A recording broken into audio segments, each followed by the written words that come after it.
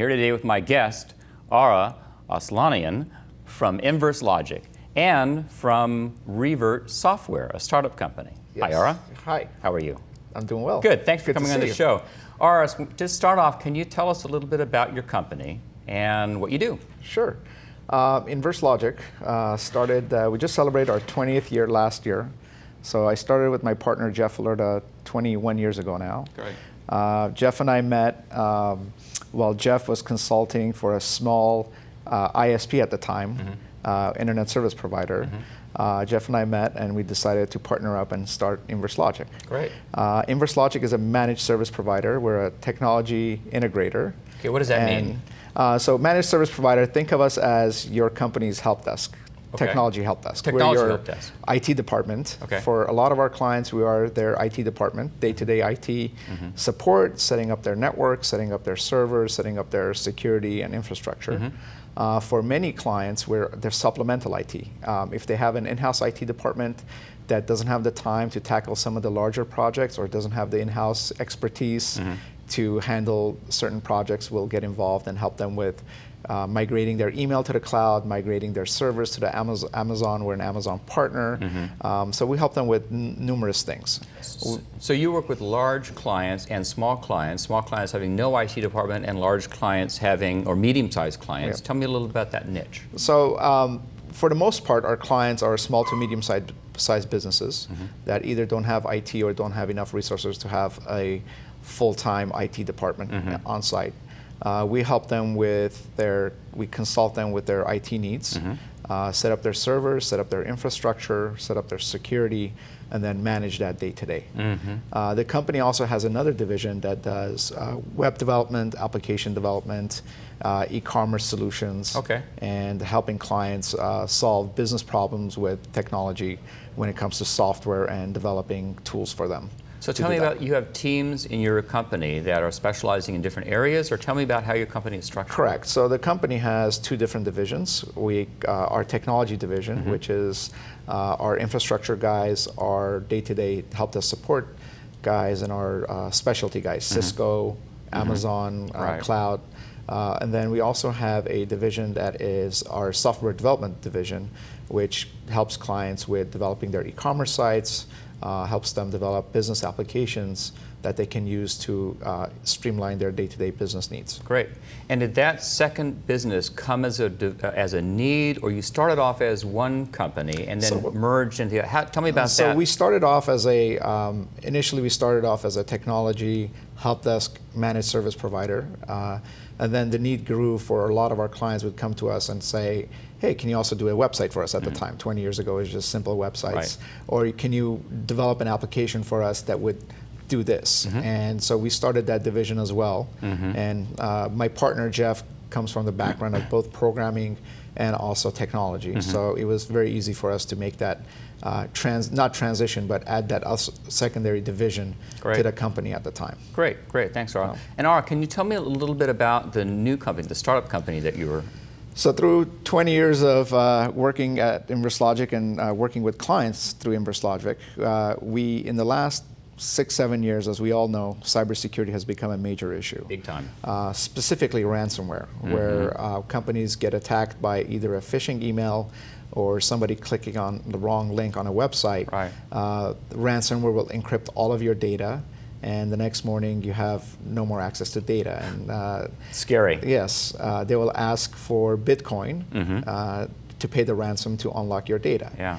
We noticed that a lot of clients that were getting hit by a ransomware didn't have sufficient data protection. And when we would ask why they don't have it, always the answer was, well, it's too expensive to get all the tools that you need to protect the company. So from that, having in-house people that can program, we decided to develop the software. We named it Revert. And basically Revert is a data storage, we call it a hybrid because it protects your data both on-site and backs up everything to the cloud. So it's a data protection hybrid solution that helps our clients protect their data. In case of a ransomware, they can revert back to Oh, so you can't prevent a guy from Russia coming over and doing something bad. Yeah. You can't prevent that, but you can. If that happens, you got a great solution for it. Yes. Excellent. Yeah, and not just ransomware, but any kind of data loss. Oh, right. Yeah. Crash of computers. That crash kind of computers. Okay. Fire burns down the server room. Unfortunately, God forbid. But we can. We make sure that it's like business continuity software. Yeah. So, yeah, It's like insurance. Yes. Yeah, interesting. Yeah. And you brought that along to your clients. How long ago did you bring this? We started that about 2 years ago. 2 years ago. We started developing it 3 years ago, but 2 years ago it became a viable software that we could start testing and selling it to our clients. I bet you're finding a real need for that right now, aren't you? Yes. I can imagine. Yeah. Is that a growing part of your business? It is a growing part of our business. It's a separate company. It's a separate entity than Inverselogic, but it is a growing niche for us, and it's and cybersecurity as well. It's become in the last couple of years has become very paramount and very specific to our practice. Really popular, I'll bet. Yep. Ara, can you tell me a little bit about the challenges you've had with growing your business from the beginning and hiring people, training, the customer frustrations, anything and how you've overcome those? So, as everybody knows, technology business changes by the second. Yes. We like to say that it's always evolving, yes. And it is.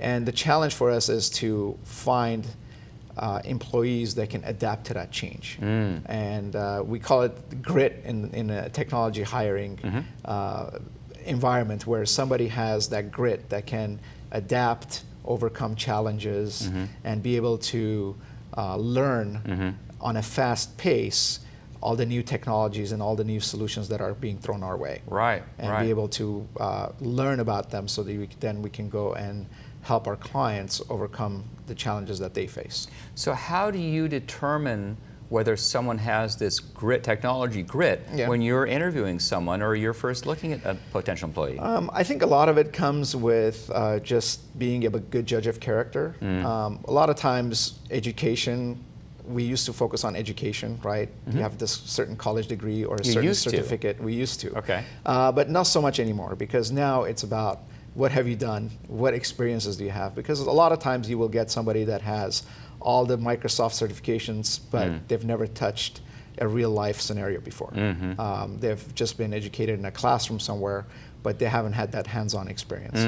So you want to have somebody that has overcome challenges in their personal life. It doesn't have to be technology. Okay. And from that, you can say this person has grit, and no matter what you throw at them, they can overcome that challenge. Fascinating. So you're not necessarily looking for someone with challenges that they'll have tomorrow in your company. You're saying to someone, how have you overcome a problem in your past, and what have you done to get through it? And you look for that grit experience within there. Fascinating. Good. Now, does that go with both companies you have? Same kind of skill set? Yes.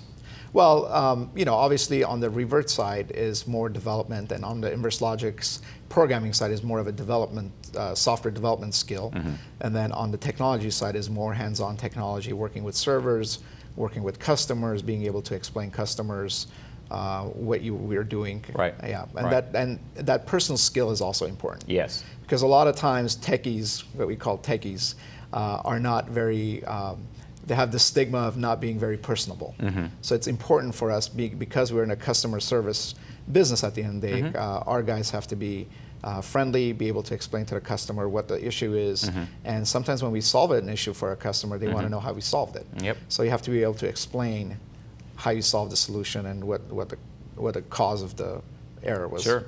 It makes sense. And that leads into my next question. Is that what sets your company, Inverselogic, apart from your competitors, or what is the? I like to think so. Yeah. We'd like to say that a lot of managed service providers these days, unfortunately, that's what they are, managed service providers. They set up a client on your PC, and everything is basically reported back to them. And if something goes wrong, then they get involved and make sure that they fix the problem. We are more of a high-touch type of a company, where we're involved with our clients on a day-to-day basis. We'll have our staff go out to our client offices, visit them on a monthly basis, or every so often. Some clients, we have employees that are there 3-4 times a week, depending on their need and size. Right. So we're more of a high-touch client, and I think that relationship with the customer being able to speak to the customer, being able to have that one-on-one connection with the customer is really important when it comes to technology. Can you give me some examples of customers you work with, how you've overcome some of your customers' problems? For example, one of the customers, or one of our flagship customers, who's here in the San Gabriel Valley, and I think everybody is familiar with them, is the Rose Bowl Stadium. Oh, right, the Rose Bowl. So it was a really proud moment for me. The first day I walked into that stadium and said, "Wow, this thing is this historic, beautiful building complex is now our client," and that was a very proud moment for us. I bet. And as what we all did they know, need? What was their issue? As we all know, Rose Bowl is a historic stadium built over almost 100 years ago, I think, where the current stadiums that you see, the Cowboy Stadium in Dallas, or the stadium up in San Francisco, Oracle Stadium, those are brand new stadiums that have built ground up with technology in mind. Right. When the Rose Bowl was built, there was no technology. Right. And so there is no infrastructure. There was no infrastructure put in place for technology. So when the Rose Bowl built the pavilion, the new pavilion, which is the new box offices, we made sure that we put in the technology necessary to be able to adapt to the changing environment and being able to support all the new venue events and games, soccer games, the Rose Bowl game, all those games that come into that stadium. So you're involved on game day with the events that are going on down there, and how is your staff involved with that? So we're involved not just on game day or day of concerts. We're involved, for example, for the Rose Bowl game, we get involved almost as soon as the UCLA season ends, end of November, depending on if they make the playoffs or not that season. We get involved prepping for the Rose Bowl game. Oh. So we have almost 100,000. I think last year was about 98,000 people at the Rose Bowl Stadium. And we have to make sure that all of the media, all of the news, all of the photographers, everybody has access to their internet. Wow. And is able to. That's a big responsibility. It's a big responsibility. Yeah. And it's fun. Yeah. But it's a big responsibility. Now, how many folks on your staff would be involved in a game day like that on site? So on site, on a game day like that, we have probably about 6 people. 6 people on site. A couple of guys are from our infrastructure team, which makes sure the cables, if a cable gets cut somewhere, we can replace that cable. Right. And we partner with another client, that another company that does that for us. But we have to make sure that everything stays up, everything is, in case something goes down, we have replacement parts, and we can replace a switch, replace an access point or a firewall if need be, and make sure that the game goes without a hitch. Do you get much sleep the night before those games? No, it's always, we do a good job of testing everything. Yeah, good. The week before and the day before, so the night before is usually we're ready to go. Yeah. But in technology, something can happen in any second. So I can imagine. I know I've been to games at the Coliseum where you're trying to get on your cell phone and your data, and everyone's getting on at the same time at halftime, and no one can get on at all. And that's the kind of thing that you we don't really manage the cell phone connection. We just want to make sure that the stadium's infrastructure is up and running. Right. But yes, when you have 100,000 people getting on a cell site, especially at the Rose Bowl, where you're in a confined area. And there's not a lot of buildings around. You're just basically in a contained area. It's hard to have everybody on a cell phone when 100,000 people want to download or upload a selfie to their carriers. It's a tough thing. Yeah. How about some of your other customers, your smaller size customers, some of the other San Gabriel Valley types of businesses that may be smaller than that? How do you work with them? And give me an example of someone you work with. So we work with a lot of smaller firms, law firms, CPA firms, medical firms. We work with a lot of entertainment firms as well. So depending on the need for every client is, obviously data protection is really important when it comes to law and when it comes to especially our accounting firms, because you're dealing now not just with your own data, but you're dealing with your client's data as well. Very sensitive. So we have to make sure that they stay protected and make sure that they have the systems in place that they can safeguard that data and be able to work with them. That's fantastic. Yeah. Good. Now, Ara, I know before we've talked a little bit, and you're quite involved with community boards and with the community involvement. You feel very passionate about giving back to your community. Yes. Can you tell me a little bit about that aspect? So I'm involved in a few boards, most of them volunteer. The first board that I joined about 10 years ago, that I've been the chairman of the board for 10 years, is our neighbor here is La Cañada's community center. Oh, great. So I grew up playing soccer and playing games on the fields of that community center when I was a kid, growing up, going to La Cañada High School and growing up in that city. So when I was asked to join the community center's board, I was really excited. That's a nice moment. Yeah, especially when my former principal called me and said, hey, would you join this board? And That's great. That's neat. Very proud, yeah. So we've been able to, for the last 10 years, we've been able to grow the community center's involvement with, we do a lot of work with the seniors in La Cañada. We do a lot of work with children. We have a preschool on site. Just to make sure it's another old building that's been there for 60, 70 years. And there's a lot of challenges with maintaining an old building. And just to make sure that it's continuously thriving and being able to support services to our community. Great. And what other areas are you involved in with the community outreach? I joined, a couple of years ago, I joined the Verdugo Workforce Development Board. I was asked to join that board, which is a tri-city board that includes Glendale, Burbank, La Cañada. And the board's goal is to make sure to find jobs for displaced employees. Wonderful. So if a business is moving out of the area and is going to close, for example, Sport Chalet a couple of years ago went bankrupt and had to lay off a lot of employees. Nestle out of Glendale moved away. I think last year, a lot of employees were, staff were displaced. So the goal of the board is to re-educate, retrain employees that are looking for jobs because their companies have moved away or closed down, unfortunately. Good for you. All right, that leads into another question I have. What do you advise either kids in school or older folks who have been laid off as far as getting a job in your industry? Are there opportunities in there, and what advice would you give to those types of people? So the tech industry right now is booming, for lack of a better term. And there's a lot of opportunities in the tech industry. And with tech, is something that you can always educate yourself.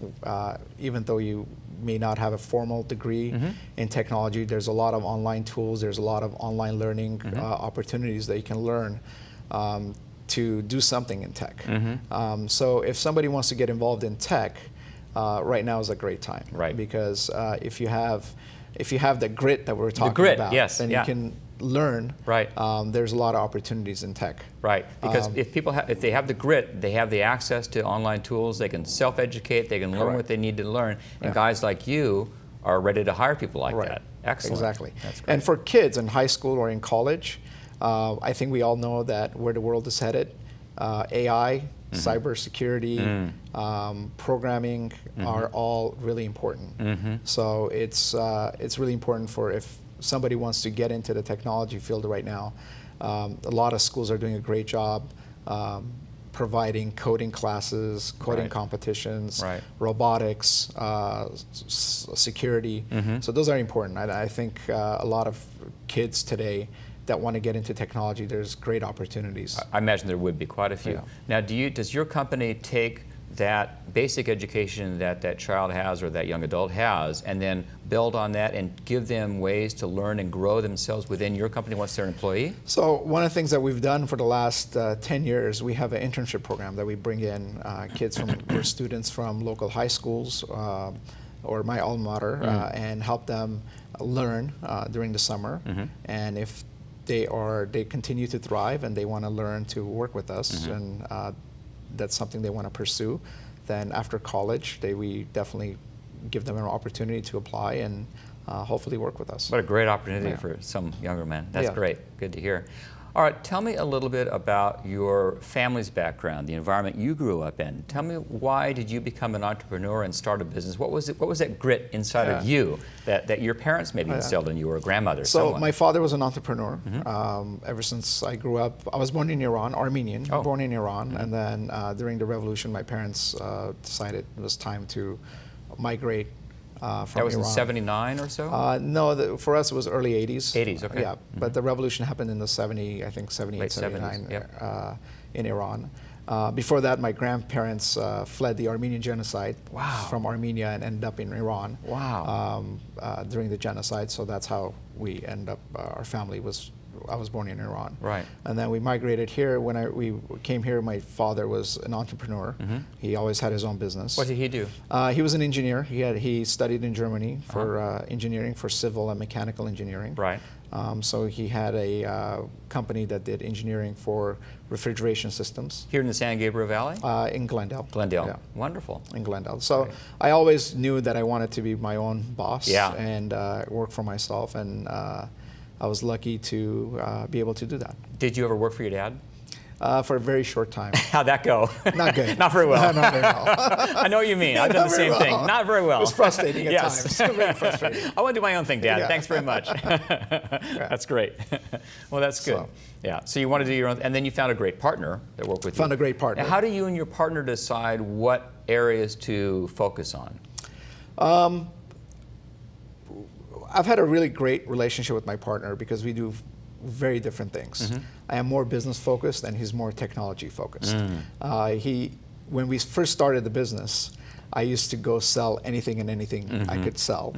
And the great thing about my partner, Jeff, was that at the time I would call him and say, Jeff, I just sold a client that we're going to launch the space shuttle, for example.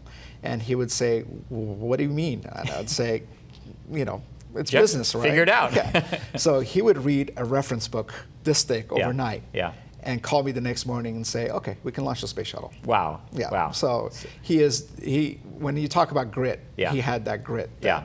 Yeah. You can really go and the out ability and to read a figure it book out. like that overnight. Yes. Yeah. He's probably read the most, from everybody I've known, he's probably read the most books I've ever, anybody I've ever known. That's great. And it's been a 20-year partnership It's that been you a guys 21-year partnership. Wonderful, wonderful. Yeah. Where do you see the future of your company going? What do you see it's going to look like in 5 years or 10 years? I mean, technology is moving very quickly. Yes. Can you predict out at all, and how far can you go? Unfortunately, I think you can predict out certain things, knowing that AI, cybersecurity is growing, and knowing that the industry will change, how our clients do business will change. I think that the desktop, as we know it, the computer, the laptop will go away. Keep reading about that. 5 to 10 years. You really think that's going to be the case? I think so. Wow. I think everything will be on the cloud. We will not have servers on site anymore. Everything will be cloud-based. Cloud-based. And we can do everything from our iPad or iPhone or mobile device. And that would probably be the next big change. The next big generation. I think when 5G comes out and becomes available in the next 3, 4, 5 years, that will be a big game changer. I understand that's going to be a game changer when 5G happens, and your business is setting up to be in the right place, to catch that wave, right where it's there. Yeah, good for you, good. Tell me a little about the culture of your company. I know in high-tech companies, engineers have a certain well, shall we say, personality or such, but how do you deal with the culture in your company, and how's that look? I think I've been very fortunate hiring the right guys and the right women, men and women, that work for us. I've always had open door policies, so in our company there's not this hierarchy of reporting that you're going to have, even though we have different department heads, department leads. Everybody has open door to my office. They can walk in and talk about anything. I think a lot of the culture comes from just making decisions as a team, and being able to help our clients as a team to grow themselves. So that's been a great benefit for us. Now, I've heard of a trend of going toward virtual workplaces or people working from home. How do you feel about that? Does that happen in your organization, or? It happens to a small extent. For us, because our clients, a lot of our guys are hands-on with our clients. For help desk guys, that could potentially work. But for guys that show up to clients, obviously have to work with their network, work with their technology on site. That's challenging. Sure. With developers, that works as well. But for me personally, called me old school. I like walking into my developer's room and say, hey, I need this challenge solved. Can you guys do it? And we kind of visualize it right there. Eyeball to eyeball. You're like, okay, let's talk about it. Or just draw it on the board and be able to say, okay, hey, this is how we're going to solve the problem. Right. Do you have standing meetings then with your staff? We do. Regularly? So every Monday morning we have a standing meeting at 7 o'clock, 7:30 I think it is now. Great. That we talk about what we did, what went well, what didn't go well, and what we need to improve on. Great, and move things upcoming forward. Problems. That's great, great. And tell me, what advice would you give to the audience that we have out here about starting a business in California, in the San Gabriel Valley, in technology? Pick any one of those three or all of those three. What advice would you give someone now listening to this show? An entrepreneur that wants to start a business? He would probably have to be an entrepreneur or crazy. I would say the most important thing is passion. Passion. Make sure you have the passion, and make sure that you're focused on what you want to do. Because passion is super important, especially in technology, because you're dealing with people, and you're dealing with people's businesses. People entrust what we do in technology. People trust their entire livelihood on us, right? Yes. I always say we're more important than somebody's personal doctor. Right. Trust is super important, because we have the key to your entire network, the key to your entire business. And that trust is paramount. And passion is paramount too. You have to be really passionate about it, be well-read, stay smart, stay one step ahead of the game or 2 steps ahead of the game, because things change minute by minute. So it sounds like it gets back to that grit that you talked about at the beginning of the program. It's that passion, that grit that you have to be able to get up in the morning and look those challenges in the face and overcome them. Right. Because there's going to be challenges tomorrow, and there were yesterday. Yes. Yeah. Well, great. Good. And it's getting more complex day by day. Because of technology? Because technology is getting more complicated. In certain ways, it's getting simpler, but in certain ways, it's getting complicated. Right. Complicated. AI, robotics, self-driving cars, right. Drone delivery. It's just the whole thing. Yeah, the whole thing. Can you tell me a little bit about, speaking of the passion then, what's the why in your company? Why does your company exist? What's the one essence it could boil down to, or is there one? I think that if there was one essence, is our passion to help our clients. Our clients having the need for us to be able to guide them in the right direction, especially in a changing technology world. What worked 5 years ago in technology doesn't work today. A lot of things are moving so fast that our clients need help being able to stay ahead of the game themselves. So for us is being able to be that sounding board that says, hey, technology is changing, security is changing, you need certain things in place to guard yourself from phishing attacks, viruses, security breaches, whatever that might be. Right, all those areas. All those areas. Good, great. Are there some other comments that you'd want to make if there are potential customers listening, or if there are potential employees listening to this show that you'd like to address to that audience, one of those two audiences? Well, I think for potential clients, we'd be happy and welcome anybody that is looking to look at their technology, just to have an idea of if they're doing things right or wrong. Great. Have an assessment done. We do a lot of that with clients. Kind of help them, come in and help them and say, hey, even if they have in-house IT or have a smaller IT group that helps them come in and say, hey. Free assessment? You guys, Don't want to be on the spot. We do, free assessment. Okay, good. I wasn't sure on the answer, but. Yeah, we do. Okay. Depending on what level of assessment we're talking about. But okay, good. Be happy to do that. Great. And okay. for potential employees, as if you're looking for a great place to work.